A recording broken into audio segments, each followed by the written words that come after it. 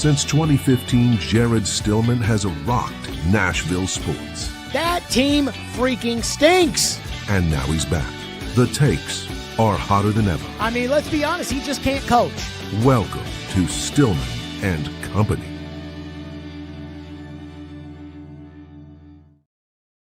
Stillman and Company on the 440 Sports Network, presented by Hiller Plumbing, Heating, Cooling, and Electrical on YouTube at Stillman and Company. Like and subscribe. You know, again, if you're just hopping in here right now, go ahead, hit that like button. It's free. If you're somebody who likes the program, I would say please subscribe. So again, we keep rocking and rolling as far as all that is concerned. I want to just start with this before we get going. I want to wish a very happy birthday to one Jackson Reese Stillman. My son turns 1 year old today. And it feels like just yesterday that Lindsay and I, and you could tell, he was due on December 20th, but you could tell, like Lindsay she was about to pop. And she came home that night, wasn't feeling great. We watched Talladega Nights. And the next morning at like 3:30, she woke up and said, we got to go to the hospital. And so we went to the hospital. And as crazy as it sounds, you know, Lindsay's pregnancy was absolutely miserable. She was sick the whole time. And it was probably one of the easiest deliveries. Again, I've heard people that have told stories about we were there for 30 hours and I think we were there for like 4 hours. Jack popped right out.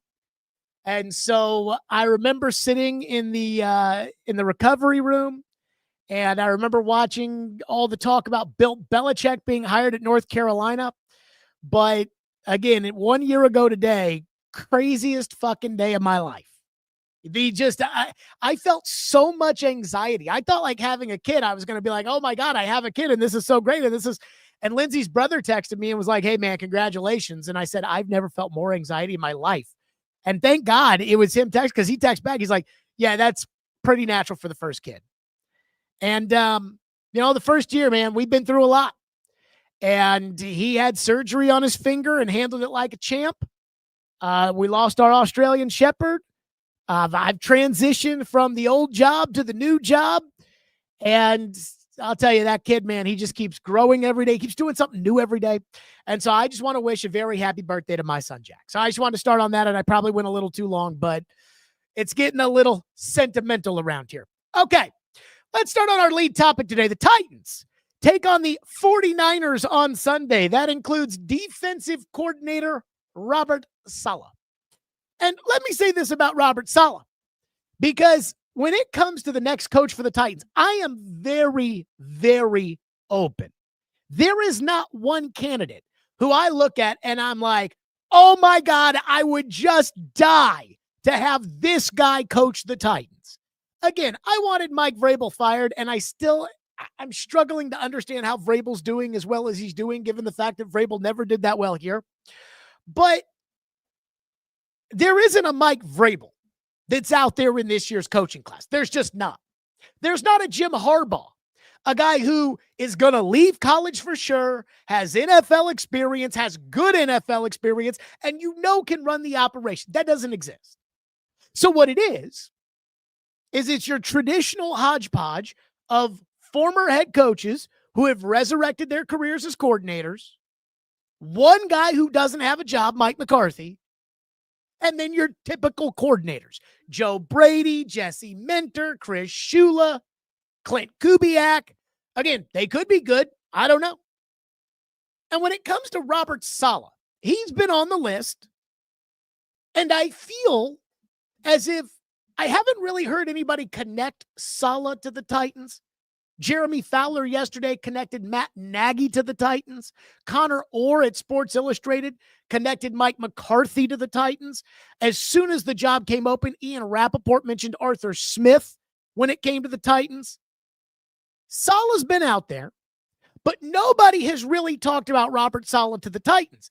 And yet, there seems to be this groundswell of support amongst fans and some media people for Robert Saleh to be the next head coach of the Tennessee Titans. As TDG puts out, I said it. He has put his hand up. He has said he wants Robert Saleh to be the head coach. But I heard yesterday, I heard PK and Joe Rexrode both say they want Robert Saleh to be the head coach of the Titans. And I'm like, really? Robert Saleh? Again, not to knock Robert Saleh. I don't know Robert Saleh from a jar of Vicks. But it's not like I watched the New York Jets when he was the coach and thought, my God, that guy, what I would do to get that guy as my coach. So let's analyze. Should Robert Saleh be the next coach of the Titans? Should Robert Saleh be considered as far as the next coach of the Titans is concerned? So let's take a look at the Saleh file. He's been in the NFL since 2005. He started off as an intern for the Houston Texans under Gary Kubiak. He would later join the coaching staff. That's where he met Kyle Shanahan. He then went to Seattle under Pete Carroll, then went with Gus Bradley to Jacksonville, then was let go when Doug Marrone took over as the head coach in Jacksonville and was hired by Kyle Shanahan to be the defensive coordinator in San Francisco. He knew Shanahan from their days together in Houston. Again, when it comes to Shanahan and it comes to the Shanahan guys and McVay and LaFleur and McDaniel, and it's real easy to trace a lot of this back to Mike Shanahan with the Redskins or Gary Kubiak with the Texans. Which, again, Gary Kubiak comes from Shanahan with the Broncos. After the 2020 season, Robert Saleh became the head coach of the New York Jets. With the Jets, Robert Saleh was 20-36.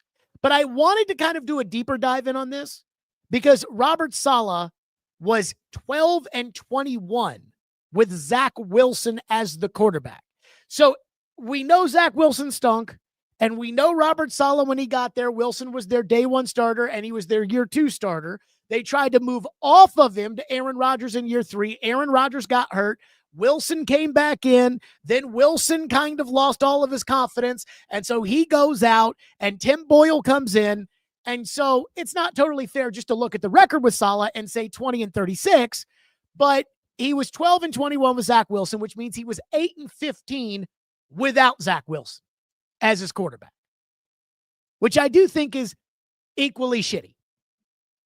Robert Saleh's reputation, which is very important in NFL circles, Robert Saleh's reputation has had a renaissance since rejoining the 49ers. He's been the defensive coordinator this season, and I believe he's one of the highest paid coordinators in the NFL. Right now, the 49ers have the 20th ranked defense in the NFL, but they're 8th in points allowed. Total defense is determined by yards allowed. So they're 20th in yards allowed, but they're 8th in points allowed. Now, let me ask you this. What matters to you more? Giving up points, giving up yards? Got it. They've also done it mostly this year without Nick Bosa and without Fred Warner. I also think Saleh's reputation has been aided by the Jets, who consistently seem like a rudderless operation, and this year feels no different. In fact, tomorrow we're going to have Dan Grassa on the show. He works for ESP in New York. He and I used to work together at Mad Dog Radio. Dan's going to come on the show tomorrow because I think there's such an infatuation with Saleh with the fan base and some of the media people that I don't totally understand. But I don't know what happened with the Jets. So I'm going to ask Dan. But here's the way I look at it when it comes to Robert Saleh and it comes to the Tennessee Titans. I don't know Robert Saleh. I know what Robert Saleh's reputation is, but I don't know him. And I don't think the Titans know Robert Saleh either. It doesn't seem like he's ever crossed paths with Mike Borgonzi or crossed paths with Chad Brinker or crossed paths with Titans ownership. And maybe that doesn't matter. But I think a lot of times it does. Because you know what you're hiring. You know whether or not that guy's a good coach because you know that guy. Now, I'll use the Atlanta Falcons as an example where they hired a guy they knew in Raheem Morris who might be absolutely terrible. So that does go both ways. And there is no way around this, fairly or unfairly. Robert Saleh, as the head coach of the New York Jets, it was a disaster. But at the same time, everybody's tenure with the Jets is a disaster. And as soon as they leave, they end up playing or coaching much better after they leave the Jets. We all know something about that around here. You leave the Titans, you play better. You leave the Titans, you coach better. Todd Bowles left the Jets. He's coached better in Tampa Bay. Sam Darnold left the Jets. He's been a much better quarterback. Geno Smith left the Jets. He's been a much better quarterback. So when analyzing Robert Saleh, it's like, okay, how much is Robert Saleh and how much is the Jets and their stinkiness? And nobody really knows the answer. Now, again, this is just a fact. I don't know how much of it is Saleh's fault or not. Robert Saleh is 0 for 1 when it comes to developing young, highly picked quarterbacks, having failed with Zach Wilson.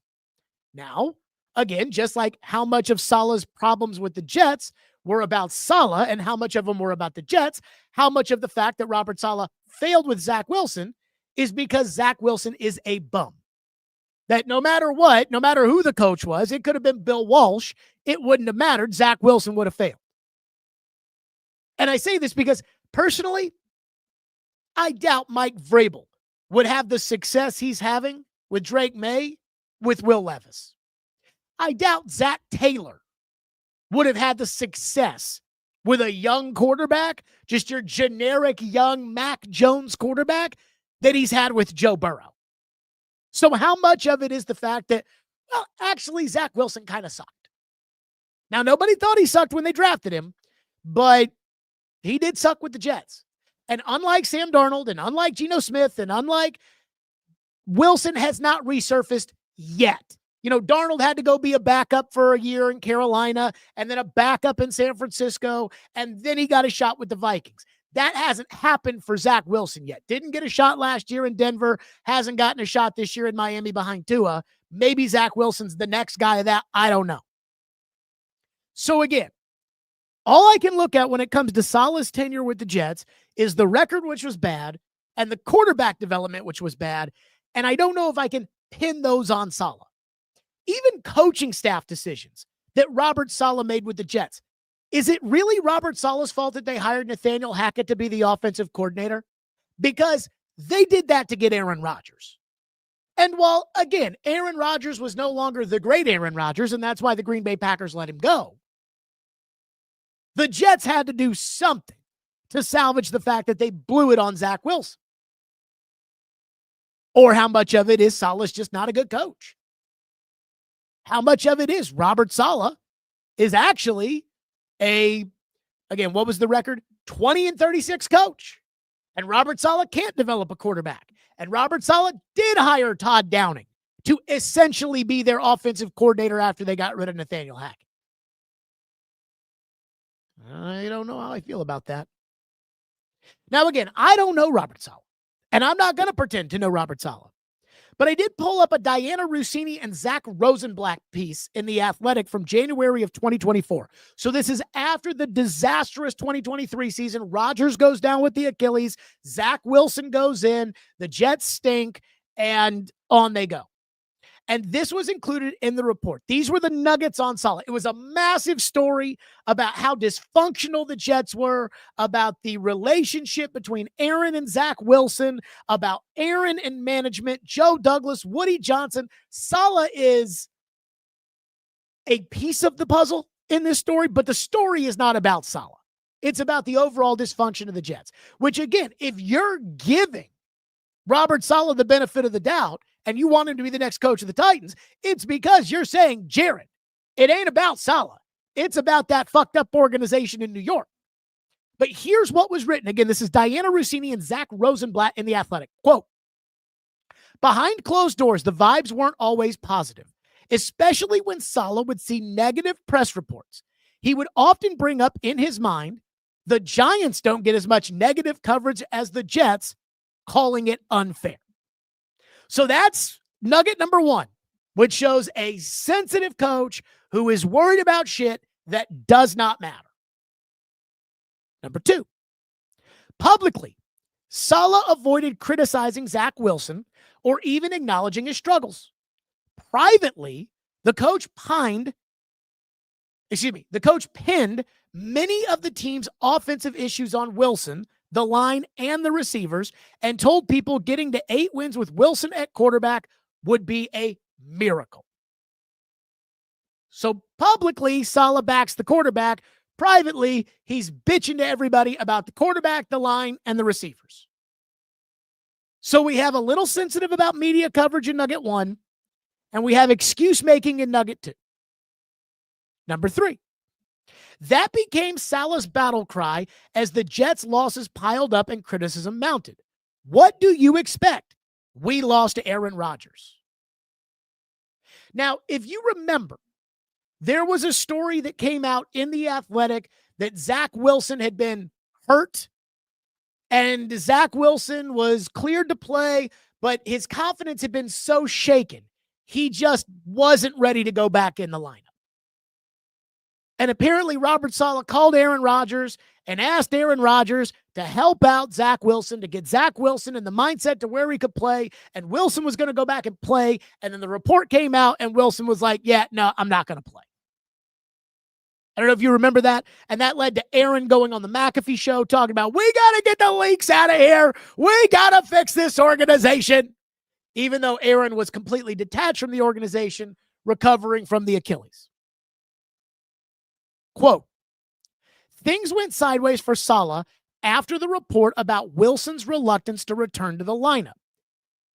Rodgers said at the time on the Pat McAfee show, that's a problem with the organization. We need to get to the bottom of whatever this is coming from and put a stop to it privately because there's no place in a winning culture. And this isn't the only time. There's been a bunch of other leaks. Diana and Rosenblatt continue. That sent Saleh into a tailspin. The coach held a meeting with his staff 2 days later where he asked the leaker to reveal himself, according to multiple people in attendance. If you come forward now, you won't get in trouble. Holy shit. If you come forward now, you won't get in trouble. I promise. They continue. He told them while threatening to take their cell phones. Staffers were bemused by Saleh's obsession with the Wilson story and his reaction to it.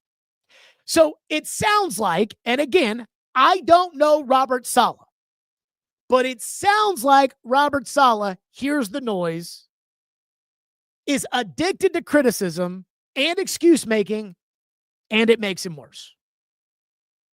Again, the nuggets in that story talk about somebody who is paranoid, talk about somebody who lacks confidence, somebody who is complaining about media coverage. Dude, it's New York. It's the Jets. And apparently is so thin-skinned that he's sitting there saying, oh, the Giants aren't getting enough blame. Like, what's he doing? Just sitting there in his office listening to WFAN and saying, okay, 13 segments on the Jets and 7 segments on the Giants. That's not fair. And then there's the excuse making about the receivers, the line, and the quarterback. Let me say this when it comes to excuse making as a coach or a general manager in the NFL. And this is very, very unfair, and I get it. You are not the best messenger when it comes to your own excuses. You need everybody else to make those excuses for you. When it came to Robert Saleh, I knew the year that they were bad when Aaron Rodgers got hurt 4 plays into the season, that it wasn't the coach's fault necessarily, because the whole team was built around Aaron Rodgers. And then with Aaron Rodgers, he goes out and you put the same bum in who you realize couldn't play. It's like, how can you be mad at the coach for that? I mean, I don't know. Are you mad at the coach about that? I don't know. So I wouldn't put that on Saleh, but when Saleh's like sitting there telling everybody it's not my fault, who could win without Aaron Rodgers, I think to myself, would Mike Vrabel do that? Season goes to shit. Team stinks. Would Vrabel do that? Would he make those excuses? Now, the truth is, Vrabel did do some of that in 2023. Again, not saying like, who's supposed to win with Will Levis? But there was one time they gave up a touchdown at Jacksonville, and Amani Hooker was matched up man for man with Calvin Ridley. And I asked Vrabel, why is a safety man for man against Calvin Ridley? And Vrabel's like, well, you know, at this point, maybe Amani's the best guy we have out there to do that, which was kind of a shot at the roster. But again, do you think Mike Vrabel, and Mike Vrabel, trust me, he heard the noise and he felt the criticism. But would Mike Vrabel threaten to take away people's cell phones out of paranoia? I have a hard time with that. Again, this sounds like a coach who, again, is too sensitive to criticism and is prone to excuse making. And that is not a good combination in the NFL. But again, that paranoia, that anger, that pressure could all be a Jets problem more so than a Robert Saleh problem. Which takes me to this question. Why do we love Robert Saleh so much again? Like, why are Joe and Paul sitting there saying, oh, yes, Saleh. I mean, we got it. This guy, Saleh. This is the guy they have to go get. Robert Saleh. I mean, he is, yes. TDG, where did this Robert Saleh love come from? Again, I'm not ruling him out because he lost with the Jets, because a lot of people lose with the Jets. Everybody in my lifetime not named Bill Parcells loses with the Jets. But I'm also not completely ignoring his tenure as head coach of the Jets. And yes, he's very connected with the Shanahan guys. And last year, Matt LaFleur in Green Bay brought him in to be a consultant as soon as he was fired by the Jets. And Shanahan hired him back immediately, which is a good sign, both from a competent standpoint and a character standpoint, which are very important.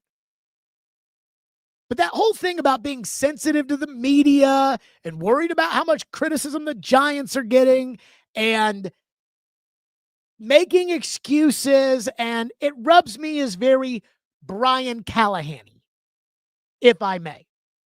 You know, he's cool with the Kubiak-Shanahan crew, just like Callahan was. He was a coordinator, just like Callahan was. He gets to the NFL and is a head coach and is making excuses and cannot hold up the dam. And it looks like a dysfunctional mess, kind of like Callahan when he was the coach. Then again, it's the Jets. I'll put it to you like this. Mike Vrabel interviewed for the Jets job, and I think the Jets wanted Mike Vrabel. That would have been a disaster. Vrabel with that quarterback play with Woody Johnson, it would have been a disaster. So maybe Saleh is a great leader. But I'm trying to figure out what information Joe has, or what information Paul has, or what information the distinguished gentlemen and these Titan fans have. I'm trying to figure out what information is out there that makes people say, Robert Saleh, he's our man. If he can't do it, nobody can. That's all I'm asking. So that's kind of the first thing there. Now, there are the pros and the cons as far as Robert Saleh is concerned that I do want to get to. But first, I'm going to tell you about Hiller Plumbing, Heating, Cooling, and Electrical. Hiller's taken care of my home for years. I bought my first home in 2018. Now I'm on my third home, and I've got a son, and we need everything working right all the time, from electricity to plumbing to obviously heating and cooling. It gets way too hot here, and right now it's way too cold. And if there's anything that's wrong, we call Hiller, because Hiller takes great care of our home, and they'll do the same for you. 100% satisfaction. If happy, you'll be, or the service is free. If a customer is not pleased with the work that is performed, Hiller will make it right. Learn more at happyhiller.com. Professional, experienced, trustworthy technicians. They come into your home, and they leave it clean and better than they found it. And care is their core value. They believe that when they care about others, everybody wins. That's why they'll take care of the customer on every job, every time. That's Hiller, proud supporters of the Nashville Predators, the Vanderbilt Commodores, and the Tennessee Volunteers. And of course, they take great care of our home. That's Hiller. Call the Hatfish Truck today. Okay, when it comes to Robert Saleh, I put together a pros and cons list because, again, I'm still trying to figure out what it is about Robert Saleh that everybody likes so much. So, the pros and the cons list. Pros. He's a very good defensive coach, both as a head coach and as a defensive coordinator. He did a very, very good job. As the running the defense with the Jets, he didn't call the plays on defense, but the Jets defense under Saleh was very good, to the point that if they had gotten Ryan Tannehill type quarterbacking, then they would have had a shot to Be pretty good. Number 2, Robert Saleh is well connected with the top coaches in the NFL. The Shanahans, the McVays, the LaFleurs, kind of those young up-and-comers with the tight pants and the lattes, and they don't strike me as the guys that are in the office until 4 o'clock in the morning. He's got a very good reputation with those guys. Very well connected. 3, he managed to build a top defense with the Jets, even with the distraction in New York. And I think number 4, he's done a very good job with the 49ers defense, given the fact that they've been without Fred Warner and without Nick Bosa for most of the year. So those are the pros. Cons. 20-36 as head coach of the Jets. That's bad. Granted, everybody's bad with the Jets. I get it. But that's bad. Number 2, busted with the number 2 pick in the draft at quarterback. If the Titans hire him to be the head coach, it's going to be to help develop the number 1 pick. Number 3, offensive coordinator hires. Not very good. Mike LaFleur, who is now the offensive coordinator of the Rams. Now, Mike LaFleur, I think, is doing okay. But Nathaniel Hackett and Todd Downing. Again, let me say that one more time. Todd Downing. I know a lot of you guys have some sort of fantasy that Robert Saleh is going to come in and he's going to make Mike McDaniel the offensive coordinator, even though Mike McDaniel may keep his job with the Dolphins. I think it's infinitely more likely you're looking at Bobby Slowick as the offensive coordinator. Now, I like Bobby Slowick, and I don't think Bobby Slowick was the problem with the Texans, even though they made Bobby Slowick out to be the problem. I don't think Bobby Slowick was the problem, but it's probably going to be Bobby Slowick or it's going to be Todd Downing. And 4th, he has no connection that I know of to any of the organization decision makers, whether that is Brinker, Borgonzi, or ownership.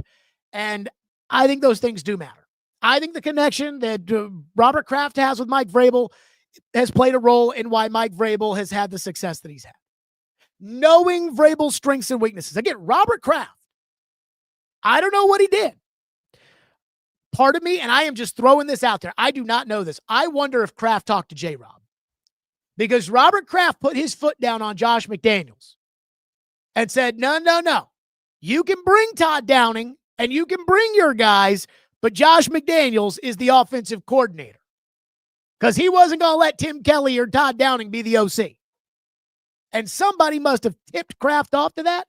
But again, I think that's knowing Vrabel. Okay, I know what his strengths are, and then I'm going to fix the weaknesses. When you don't know Robert Saleh, he could be Brian Callahan 2.0. He could be the next Rand Carthon. And I don't think you can take that risk. At least I wouldn't take that risk. A lot of people saying they would take Bobby Slowick. I would too. But who knows? So those are the pros and the cons. For me personally, as far as Robert Saleh is concerned, what you're asking me to do is you are asking me to absolutely overlook that Jets stink and to say that it was all Woody Johnson's fault, it was all Joe Douglas's fault, it was all Aaron Rodgers' fault, and it is not Robert Saleh's fault. And that could be the case. But I can't just do it because it's convenient. Now, again, Dan Grassa will join us on the program tomorrow. He knows Robert Saleh. So I'm going to ask him, is that Jet stink? Is that Robert Saleh's fault? Is that off of him? Is he a little too sensitive and a little too prone to excuse making and playing favorites in the locker room? And would that be something to worry about? I have a hard time just letting go of the Jet stink right now. He'd absolutely have to blow me away in an interview for me to consider him, especially because the Titans have a young quarterback. They need good offensive coaching, and I don't know if I personally would feel comfortable going down the path of hiring a coach that I don't know. But I do wonder where this pro-Saleh groundswell of support has come from. That I do wonder. The distinguished gentleman says, defensive mind, no nonsense coach. Again, I can read you the cuts from the Diana Rossini report, and Zach Rosenblatt in The Athletic, and it sounds when it comes to Saleh like there was a lot of nonsense. But again, how much of that nonsense was the Jets? One guy says, my main issue with Saleh is how he did bust Aaron Rodgers' ass after Rodgers embarrassed him when Saleh congratulated him after a touchdown. It was very odd. But everything about the Aaron Rodgers era in New York was odd. One person says, Titans fans think he is Vrabel 2.0. Again, could you imagine Mike Vrabel calling all the coaches into the office and threatening to take their cell phones because he's mad about some story that's out there? Now, again, you're not going to have to deal with that shit when you're the coach of the Titans because nobody cares about the Titans that much. But I still see that all as a red flag. Now, let's take a look at the Jared Stillman Titans coaching list because Robert Saleh doesn't even really crack the list for me. This is not the big board, and this is not the betting odds. This is just if the Titans hired me, and I think they should. If the Titans hired me to be the director of common sense for the Tennessee Titans and they said, Jared, give us your coaching list, this is what it would look like. Number 1, Arthur Smith, Steelers offensive coordinator. The reason Arthur Smith is number 1 is because I know Arthur Smith, and I know Arthur Smith is a good coach. Now, do I know that he's a great head coach? No, I don't. But I have a hard time blaming him for Atlanta. He's done a good job running the offense in Pittsburgh with these carcasses of these old quarterbacks the last 2 years. And I know Arthur the guy. And not only that, Arthur knows the Titans, and he knows what he'd be walking into. I've seen Arthur elevate offensive players before. You want him to elevate Cam Ward. I feel comfortable with Arthur. I feel comfortable with Arthur handling press conferences. I feel comfortable with Arthur managing a coaching staff. I feel comfortable with Arthur. What bothers me with Arthur is why they didn't win in Atlanta, but they've been worse in Atlanta under Raheem Morris than they were under Arthur. Arthur's number 1. And by the way, Arthur, much better in Atlanta than Robert Saleh was with the Jets. Number 2, Matt Nagy, Chiefs offensive coordinator. The more I talk to people that covered Nagy or followed Nagy or are Bears fans, or the more it's like, yeah, he's not really much of a leader, which bothers me. Number 3, Jeff Hafley, the Packers defensive coordinator. Again, there needs to be a connection and there needs to be coaching experience. Jeff Hafley has that, having coached Boston College. Granted, he wasn't very good, but nobody is good at Boston College. So I don't have a problem with that. He's doing a great job with the Packers. I think that's more of your no-nonsense defensive coach than, say, Robert Saleh. Number 4, Mike McCarthy. He's got to be on the list. He's by far the most successful head coach that is out there that you could hire. And then I put Jim Schwartz on the list. You know, Amy Adams Strunk, and I forget who took this picture. It might have been TD. I can't remember. Amy Adams Strunk was down on the field hugging Jim Schwartz on Sunday when the Titans played the Browns. And I bring up Jim Schwartz for one reason. Because Jim Schwartz, and I know Jim Schwartz kind of gives me Mike Mularkey vibes. And what I mean by that is nobody was going to hire Mike Mularkey at that point to be a head coach. But the Titans hired Mike Mularkey to be a head coach because the Titans knew Mike Mularkey, and Amy was comfortable with Mike Mularkey, and Amy thought Mike Mularkey was a good leader and Mike Mularkey could be a good coach. Jim Schwartz. A lot of you have a fantasy about Jim Schwartz being the defensive coordinator, which if Stefanski gets fired in Cleveland and Arthur, for instance, who knows Jim Schwartz, gets hired to be the head coach, then Arthur could make Schwartz the DC, and that'd be great. But I almost wonder if Jim Schwartz is that kind of no-nonsense veteran coach who this organization needs. Jim Schwartz knows how to build out a coaching staff. Jim Schwartz knows the local media, albeit it's changed a lot since he's been gone. But remember, he had that cup of coffee when he was here helping out Shane Bowen, and Shane Bowen never looked better. I'm not convinced that just because everybody else isn't interested in Jim Schwartz as a head coach anymore, that I shouldn't be interested in Jim Schwartz anymore. And I think that, again, it's important that the organization knows the coach. So I put him on the list. I'm not saying I hire him right away, but I put him on the list. So again, that's the right now Jared list. Arthur, Matt Nagy, Jeff Hafley, Mike McCarthy, Jim Schwartz. And they all have a connection to one of the power brokers inside of the organization, which I do think matters. So that's the first thing as far as the coaching search is concerned. You know what the other thing that got me was, and again, Arthur was an offensive coordinator under Mike Vrabel. He was also the tight ends coach the first year under Mike Vrabel. He was also the tight ends coach under Mike Mularkey. Arthur was the assistant tight ends coach. Mike Mularkey got promoted to interim head coach, and so Arthur took over the tight ends for the rest of the 15 season, and then for 16, 17, 18 coached tight ends, and then 19 and 20 he coached the offense. Other than Arthur and Matt LaFleur, who we know wasn't a Vrabel hire and we know Vrabel does not like, and Matt LaFleur does not like Mike Vrabel, has anybody else ever noticed that Mike Vrabel has produced 0 head coaching candidates? I mean, think about that. Arthur, I guess you can give him Arthur, but it's not like when I look at the Vrabel guys, Terrell Williams and Shane Bowen and Tim Kelly and Todd Downing and Tony Dews and Jason Hodeling. And when I look at the Vrabel guys, I don't look at Arthur as a Vrabel guy. Arthur was already here, and Vrabel promoted Arthur because LaFleur was trying to take Arthur to Green Bay. But I'm thinking to myself, if you want to go back to Vrabel, but you can't go back to Vrabel because Vrabel's got a job, or you want to take a little bit of that Vrabel juice without the assholeness of Mike Vrabel, who would you hire? And there's not a single guy out there that you could hire. I mean, again, think about that. There's not a single guy. Nobody's hiring Shane Bowen to be a head coach, Todd Downing, Tim Kelly, Jason Hodeling. None of them.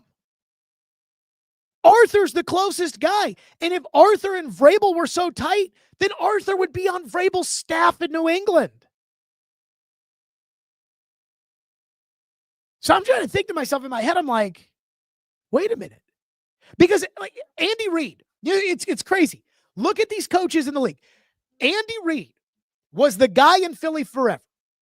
It's time to move on with Andy Reid. He goes to Kansas City. They hire Chip Kelly. They realize that was a mistake, and they immediately go get Andy's guy, Doug Peterson, to kind of bring the Andy juice back.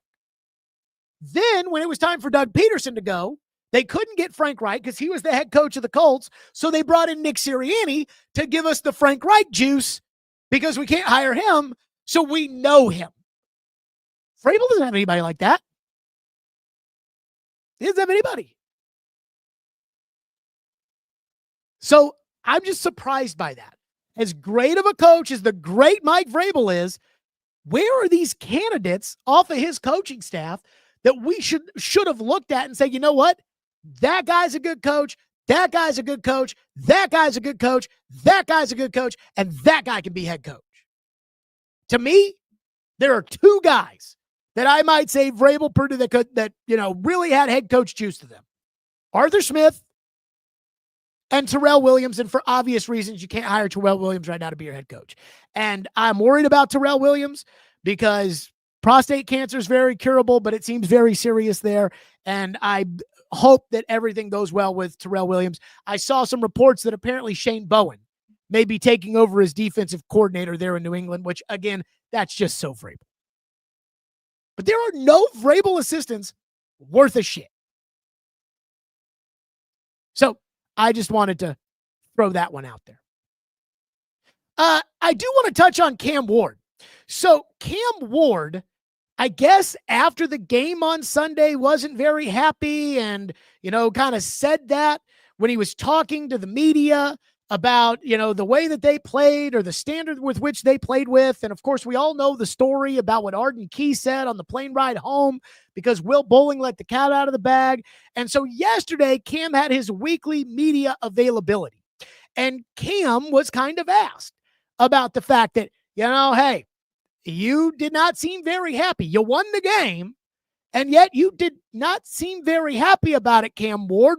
Why didn't you seem happy? Here's what Cam said. Take a look. You've talked consistently about how much winning means to you. Why Sunday did you seem not to feel differently than you felt after all the failed games? Because there's a way to win games. There's a way to finish out games. There's a standard that you got to play with every game to give yourself the best, situation to win. But the biggest thing, you got to expect to win every time you step on the field. Do you feel like the team didn't play to that standard, or you didn't play to that standard in winning? We played to a standard good enough to win. We didn't play to our best standard. At times of the game, we were sloppy. Offensively, I was sloppy myself. And then defensively, we were. So we just got to continue to emphasize the good, and we got to be real critical on the bad. Okay. So I listened to that, and I'm like, you know what? And again, I'm not following every word Cam says because Cam says a lot of stuff. And I don't even watch the Mike McCoy press conferences anymore because I just can't bring myself to do it. If I was doing a 4-hour radio show still and was getting a 10.1 share like I was last year, I'm like, what they're doing now. But if I was doing a 4-hour radio show, maybe I would still have to listen to the Mike McCoy press conference. I can't listen to these Mike McCoy press conferences. So the team's so bad and I can't keep up with it. But again, I hear Cam talking about I got a standard. And when it comes to the standard, they didn't meet it on Sunday. And I thought, oh my God, somebody actually gets it. And the person who actually gets it is the one fucking guy who matters, Cam. I mean, I hear every excuse in the book for Cam Ward. We got Titans film gurus on Twitter being like, well, I know Cam sucks, but if you look at the tape, look at this play, look at this one play, and you can see Van Jefferson drop the ball. Cam Ward really is Mahomes, and it's all, and I'm like, oh my God, I'm so tired of your excuses. I'm so tired of hearing about it's all the coach's fault. The Titans coaches, if you watch a game on Sunday, the Titans coaches absolutely outcoached the Cleveland Browns. Stefanski blew it, and Hardegree and McCoy had a great game plan to keep Myles Garrett from wrecking the game and to run the football. It was great. That was a great game plan. Well, his coaches suck. His players suck. This suck. And the one guy who's not moaning and bitching and making all the Cam Ward excuses of the day.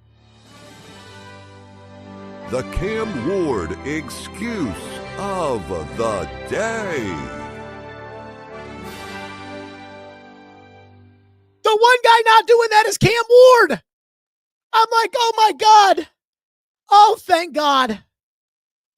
Oh, thank God.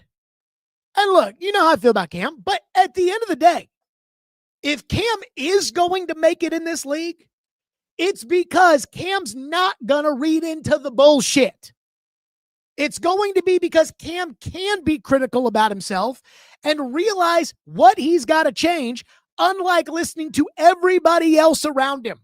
Where Mike Borgonzi's like, yeah, he's a rookie quarterback on the team that was picking number 1 overall.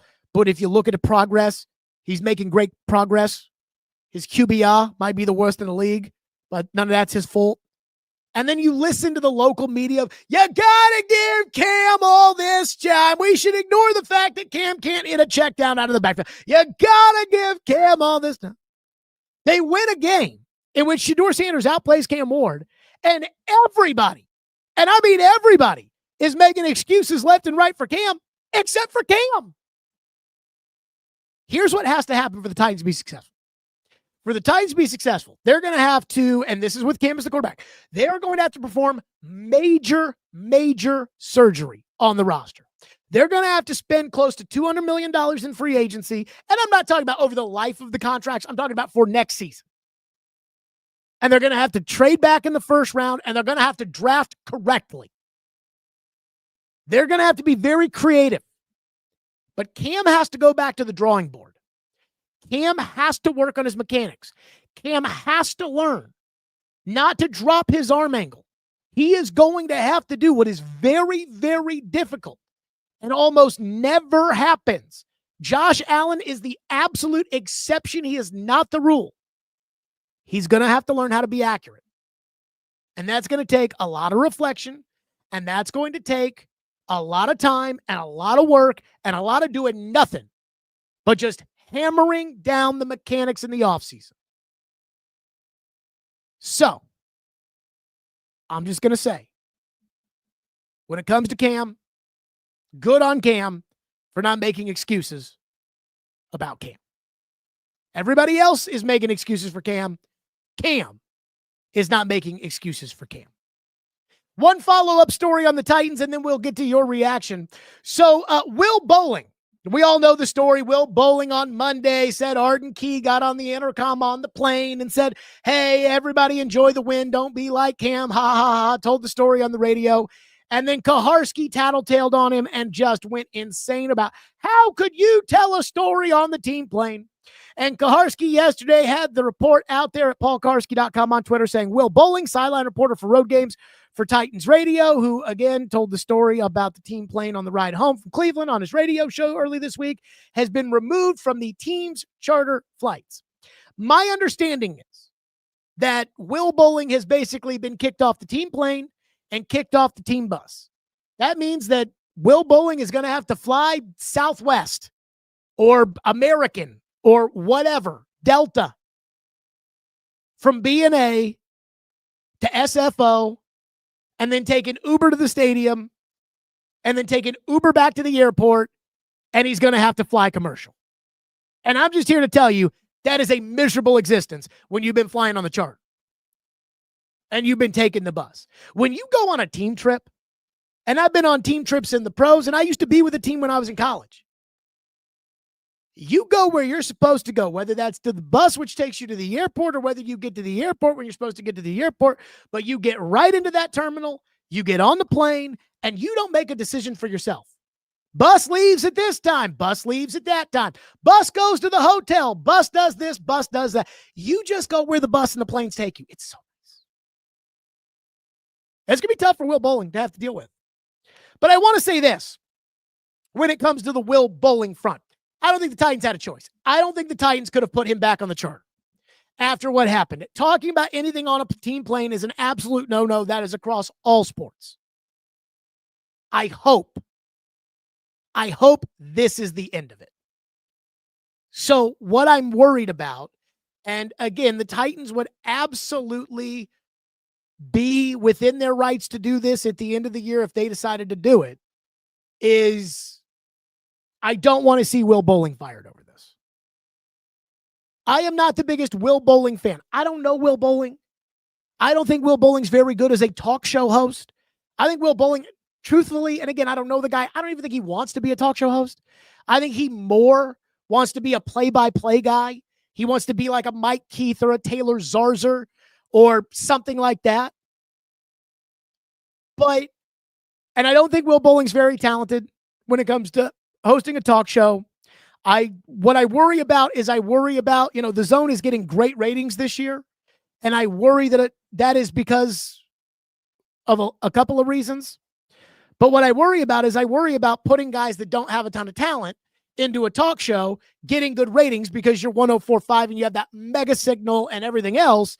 And then what it does is it affects the rest of us who actually do have talent to host shows where it's like, well, why would we need to pay this guy that kind of money when we can just pay Will Bolling $30,000, $50,000 and we're fine. So I got a lot of issues with all that.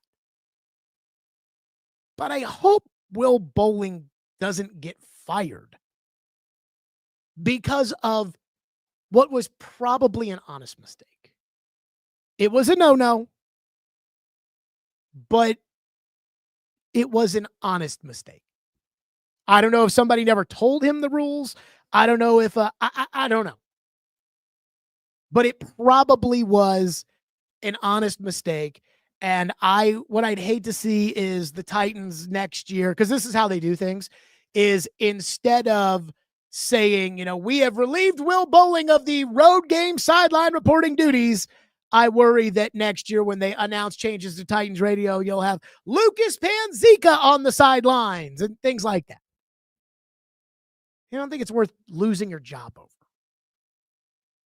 At the same time, I do think it's a little ridiculous that the Titans have a home sideline reporter on the radio and a road sideline reporter on the radio. There's 17 games in a football season, 20 if you count the preseason. At most, you're away from home, 9 days out of the year? And you need a road sideline reporter? This isn't like Harry Carey when he was on death's doorstep, who stopped traveling to road games because Harry was in such bad shape he could only do the Cub home games. It's like, what are we doing? A road sideline reporter and a home sideline reporter? I think that is so stupid. But again, I hope Will Bolling doesn't lose that road sideline reporter job based off of what was probably a mistake. Now, I hope he's already done this. He needs to talk to Mike McCoy. He needs to talk to Chad Brinker. And he needs to talk to Arden Key and apologize. And I think it's a fair punishment. Keep him off the plane the rest of the year. You can't have him on the plane this week. But I don't think it's like the end of the world either. And I do have to say, I read the Easton Freeze article and thought, dude told a story about what happened on the plane on the radio. Like, I've been in sports since I graduated from high school. So I was with the women's hoops team at Louisville. I did a bunch of broadcasting at Louisville. And then I was on the radio in New Hampshire and then Louisville and then here. I've flown on team planes in the pros. I've flown on team planes in college. I've been flying on team planes for 20 years, 15 years. I mean, to be completely fair, I never have heard anybody talk about something on a team plane. Maybe he didn't know the rules. But I read that Easton Freeze article and I just kind of shrugged it off because I was like, oh, I mean, yeah, he shouldn't have done it. But to be honest, I read it was like, he talked about the team plane and then I forgot about it. And I didn't even think about it again until I saw Paul go nuclear on Twitter about it. And what Paul really did was he tattled on Will Bolling. I mean, Paul's tweet about Will Bolling telling the story on the plane, it basically read as, how can the Titans get down that guy for telling a story on the plane? Arden Key should be mad, and Mike McCoy should be mad, and Cam Ward should be mad, and Mike McCarthy should be mad, and Moshe. And I'm like, does Paul really need to tattle on a 30-year-old? So, make of it what you will. Again, I'm not going to get mad at Paul for tattling on Will Bolling because Will Bolling did break an absolute no-no.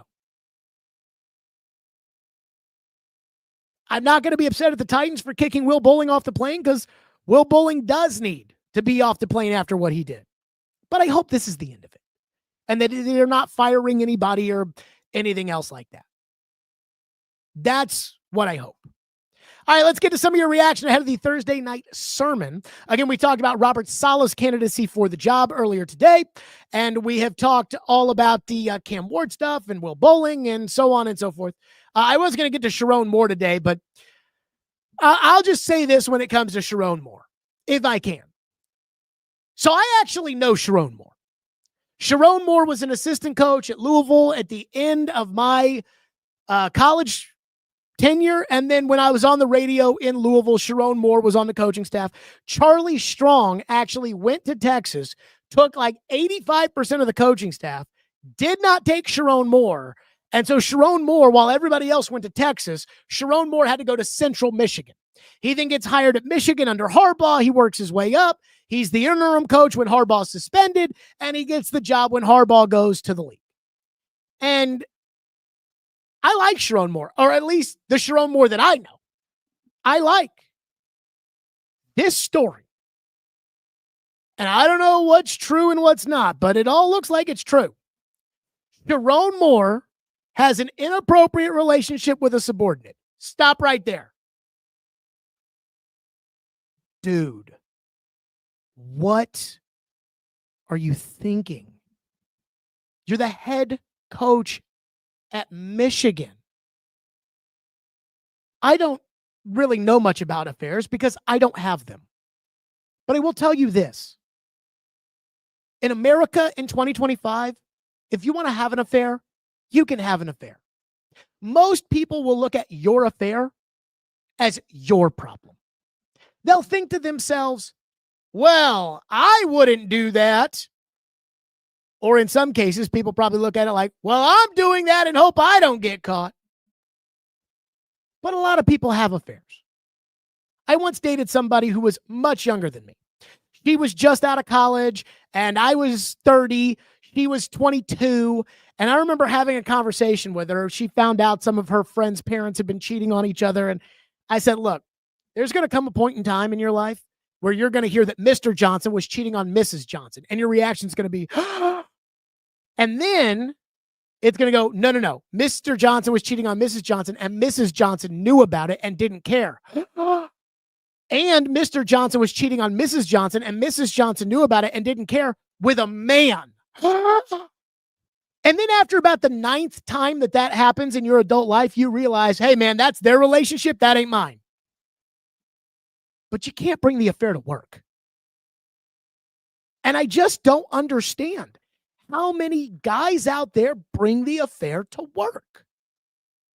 You want to have a sugar baby on the side because you're making millions of dollars as a college coach? Be my guest. It's not illegal. It might ruin your family, but that's your family. And those are your choices. But you can't bring it to work. You can't at a public institution double the salary of your mistress. And it's like, again, these contracts, they're so much money.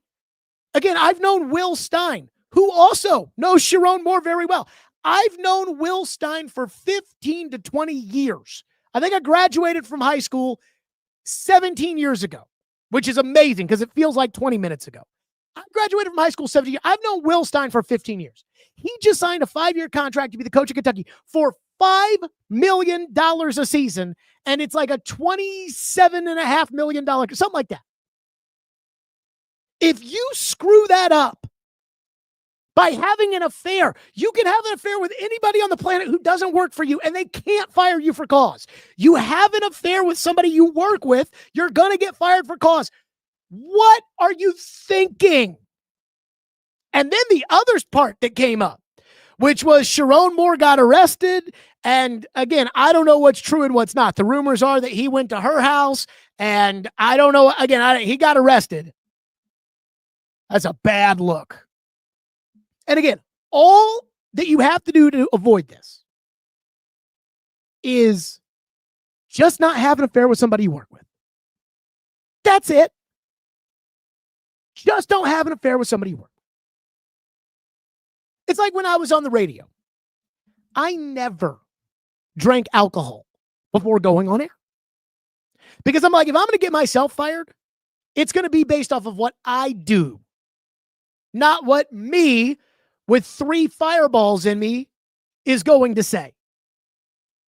Because you can't defend that. And when it comes to a head coach at a major institution making millions of dollars, porking the secretary, getting fired for cause, going off the reservation, and potentially he'll never get hired again for a job. And I hate that because I know the Sherrone Moore I know I like. It really boils down to a complete and total lack of common sense. So my message now to all these guys and just everybody, it's not football coaches, it's everybody. My message to everybody is this. Do not bring the affair to work. I don't care what you do. Don't bring it to work. You want to have an affair? Fine, go do it. That's your business. Don't bring it to work. That's all I got to say on that point. One guy says, dude thinks he knows it all and doesn't know shit half the time. I mean, I hope you're not talking about me and the Sherrone Moore thing. I hope you're not saying, no. You should have affairs and bring them to work.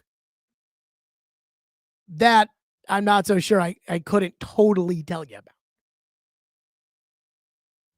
One person says DoorDash driver recognized him and snitched. I don't think that's what happened. I think that was fake news. But the Sherrone Moore, again, I love Sherrone Moore as is what I know of him, but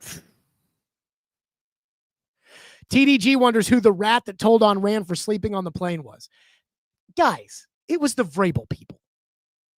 Like, again, I don't know that for a fact, but again, when I say the Vrabel people, do with that whatever you want. Look at who's in New England who used to be here. Those are the usual suspects. McManus and Fenster and Keaton and Verbal Kent. I mean, it's all the Vrabel guys. Those are the ones that were talking shit about Rand. And everybody knows it. Adam in Portland says, Saleh owes a lot to Sam Darnold. If he hadn't sucked so bad, he wouldn't have gotten Bowles and Gase fired, and then Saleh got a shot. So you have that in common, love for Sam Darnold. I mean, I don't think that Robert Saleh owes anything to Sam Darnold. I mean, Robert Saleh would have gotten a job one way or another, whether it was the Jets job or another job. Jason says, the fact that people are reporting these things to reporters at all is problematic. And I think that's in reference to the Saleh stuff in the Diana Rossini piece about how screwed up everything was with the Jets. I mean, reporters and relationships are a two-way street. So right now, for instance, let's take the Titans as an example. And let's use Diana as an example. It'd be very easy for the Titans to say, fuck you, Diana. We don't want to hear anything about you. We don't want to know anything about you. We don't want to. That'd be very easy. But if Diana is connected enough to know, hey, by the way, this coach might be getting fired. That coach might be getting fired. Hey, I talked to that coach, and that coach, he really wants to come to Tennessee. You know, or if you really, really like somebody, but they're sour on you because you look like a bad organization, the media is a conduit sometimes that talks to these guys and walks them through things. So it's a two-way street. And coaches, assistant coaches, they all have friends and they all make relationships, and you cannot keep stuff like that from coming out. The way I view it, and this goes back to the Sherrone Moore thing. If you don't want somebody to know that you did it, don't do it. It's as simple as that. Kelsey says, whether this is true or not, perception is reality, and I am passing on Robert Saleh. So I think that is, again, the Jets stink. And Dan Grossel will join us on the program tomorrow, and I'm going to ask Dan, how much of this is the Jets stink? And how much of it is the Jets' problem, and how much of it is Robert Saleh's problem? Richard says Schwartz is a heavy analytical guy, which would win over Brinker. Again, I think the key there is when it comes to Schwartz, that would be like Amy kind of saying, hey, I want Mike Mularkey to be the coach. And once Amy makes that decision, she's the owner. And that would be how he'd get the job. I don't see Jim Schwartz as the coach if Brinker calls the shots. Kinston says, when's the last time a coordinator got hired from a non-playoff team? Like, never. Well, Brian Callahan was not on a playoff team because Joe Burrow hurt his hand that year, and the Titans hired him. Mike Vrabel was not with a playoff team when the Titans hired him away from the Houston Texans. So, all that happens. It's not something that's never happened one way or another. All right, let's hit the Thursday night sermon here on our program. It's actually been a while since we've had a Thursday night sermon, I think, because last week we didn't have a show on Thursday of last week. So we're going to have this Thursday night sermon. I've kind of missed. Okay.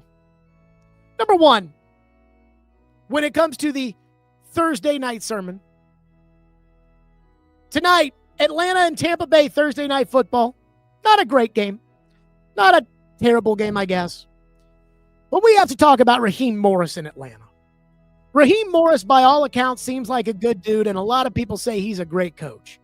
And yet the Atlanta Falcons are absolutely terrible. And Raheem Morris was absolutely terrible as a head coach 15 years ago with the Buccaneers. Well, he wasn't ready, and he spent a lot of time in the league, and Raheem Morris is 33-56 as a head coach. He is 16-25 in Atlanta. Last year, they were 8-9 and missed the playoffs because they lost to Carolina the last week of the year. He can't use the quarterback excuse. Arthur had a much better record in Atlanta with Marcus Mariota and Desmond Ridder. Raheem Morris has had a $100 million quarterback and the 8th overall pick in the draft. They're 4-9. Have you seen the list of guys Atlanta interviewed when they hired Raheem Morris? 6-time Super Bowl champion Bill Belichick, Jim Harbaugh, Mike Vrabel, Ben Johnson, Mike McDonald, and they ended up with Raheem Morris. Again, it's not often I say this, and it's not always justified. It's time to clean house in Atlanta, and it's time to say goodbye to Raheem Morris. Can I get an amen? Number 2, Joe Burrow yesterday at his press conference talked about the lack of fun he had playing football. And it sounded like somebody who was depressed, talking to the media as if the media was his therapist trying to get it off of his chest. And when I walked away from that, after hearing a very somber Joe Burrow talk about the situation the Bengals find themselves in, I heard somebody crying for help.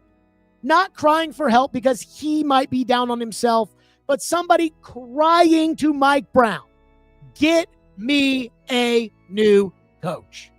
Joe Burrow is the coach of the Bengals. If you don't understand that, go watch the Netflix show Quarterback and watch how the two interacted after the Titans game in which the Bengals won, and Zach Taylor tried to be as positive as he could be, and Joe was having none of it. Joe was also the coach at LSU when they won a national championship, because you know it wasn't Ed Orgeron. Joe Burrow needs to focus on playing quarterback. Joe Burrow needs to focus on staying healthy. Joe Burrow needs to be treated fairly. Get this man a coach. And if it was any ownership except for Cincinnati, I would just assume that they're going to get this man a coach. But with the Brown family, you never know. Can I get an amen?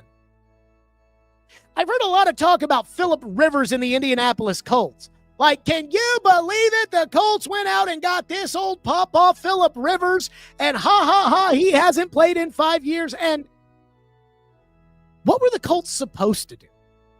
You can't trade for anybody. There's nobody out there, and the trade deadline has already passed. You can claim guys off of practice squads, but what's the best quarterback in the league currently on a practice squad?